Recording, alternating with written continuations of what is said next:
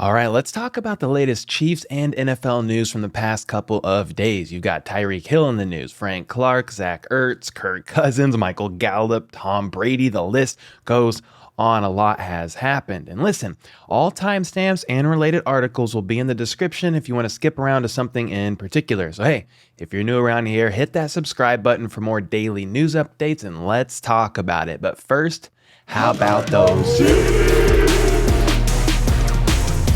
Okay, we need to talk about what's about to happen over the next couple of days real quick because it's about to get nuts.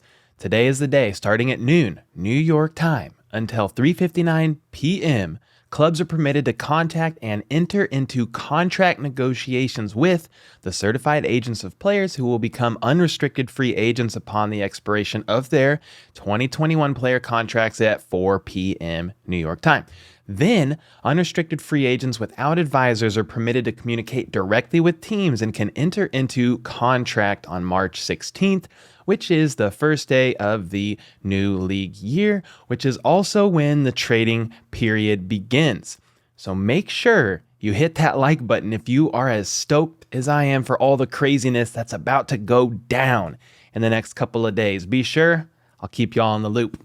And then, per an article from Chiefs Wire, on Tuesday, March 12th, Kansas City Chiefs wide receiver Tyreek Hill was honored by his hometown on Saturday. Hill was born in Pearson, Georgia, but went to Coffee High School in the nearby city of Douglas. There, he played football and became a state record-holding track athlete. Well, on Saturday, Hill was invited back to town and honored for his accomplishments both on and off the field in what the city dubbed Tyreek Hill Day. A six-time Pro Bowler, All-Pro, and Super Bowl champion, Hill saw his high school jersey retired, and Mayor Tony Polk presented him with the key to the city.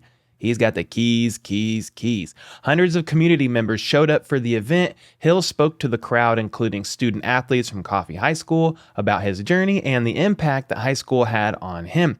It was an important part of his legacy. Hill also signed autographs and stayed behind to meet with everyone in attendance. And then it looks like former Chiefs running back Carlos Hyde is going to be a free agent once again. In an article by Matt Connor with Arrowhead Addict, we signed Hyde 3 years ago for some running back depth back in 2019, when ironically he was released by the Jaguars. Yeah, deja vu.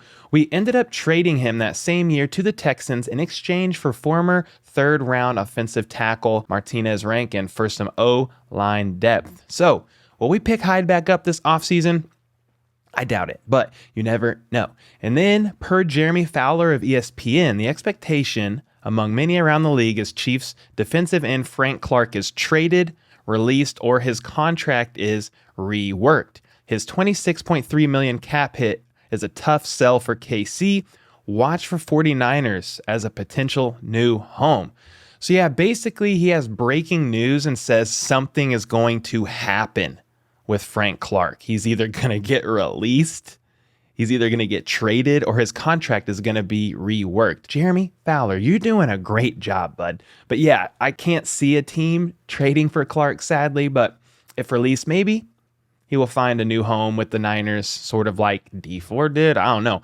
If Frank Clark goes, though, who's up next? What do you guys think about Zadarius Smith? I don't know. He's coming off that back surgery, but 2 seasons prior was a baller. Let me know your thoughts in the comments down below on who you think we should pursue once Clark is most likely gone. In other NFL news, I covered yesterday that the Panthers were aggressively seeking after Deshaun Watson and was correct. Both the Panthers and the Saints have made offers for Watson and are likely to meet with him soon.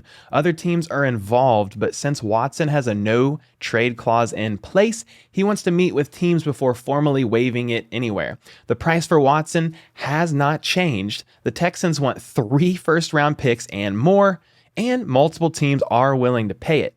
A few notes from Ian Rappaport. 1, yes, the Saints can fit him under the cap. 2, the Texans will work with Watson and grant permission for him to speak with teams with real offers. 3, the Panthers have been interested for a year and have not wavered. Do you guys think that Watson will end up on the Panthers, the Saints, or somewhere else? Let me know in the comments down below. I'd love to hear your thoughts on that.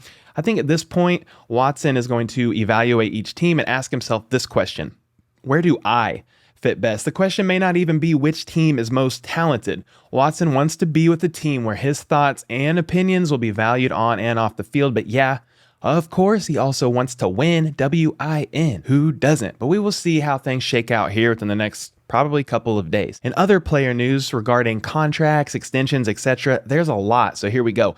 The Colts are not expected to tender restricted free agent defensive tackle Taylor Stallworth. The Broncos are extending restricted free agent fullback and tight end Andrew Beck on a 1-year deal. The Patriots have decided to use the second-round tender on wide receiver Jacoby Myers and are bringing back defensive back Devin McCourty on a 1-year, $9 million deal. The Lions are re-signing CJ Moore to a 1-year contract. The Commanders and offensive coordinator Scott Turner are expected to reach a multi-year contract extension.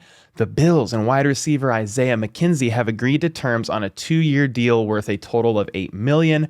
And the Cowboys are giving wide receiver Michael Gallup the bag, a 5-year deal worth $62.5 million. On top of that, the Vikings signed quarterback Kirk Cousins to a 1-year deal worth about $35 million and save about $14 million in cap space. The Cardinals are finalizing a 3-year deal with 3-time Pro Bowl tight end Zach Ertz. He was 2nd in catches and 7th in yards after catch after the trade from Philly. This deal keeps him among the NFL's top 10 highest paid tight ends at age 31. Let's freaking go, Zach Ertz. Get that bag. And in no doubt the biggest NFL news from yesterday, hands down, Tom Brady is back for his 23rd season. That is absurd. His 23rd season in the NFL with the Tampa Bay Buccaneers. So approximately 40 days ago, he sort of announced his retirement. But then yesterday, he walked through the door saying, "You know I'm back like I never left." Yep, that's right. The GOAT is back. It all started with this video that shows Brady and the legend Cristiano Ronaldo talking on the field after a Manchester United game. He was asked if he was done playing, and Brady was basically like, I don't know.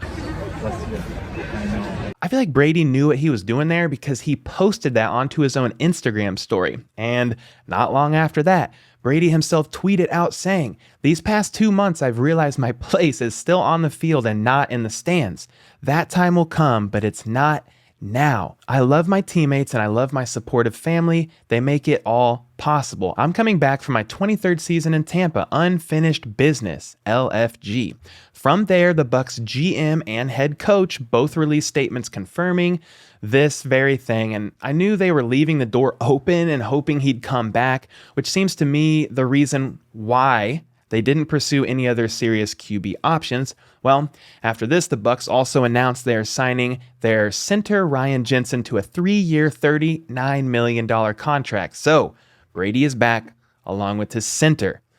Crazy times over here in the NFL, folks. What are your thoughts on all of this? Are you surprised Brady is back, or did you think he may do something like this? It certainly ran his name all through the media, 2 full rounds of it. The first when he retired and the second wave yesterday. Good publicity for him, I guess. I don't know. My question is this.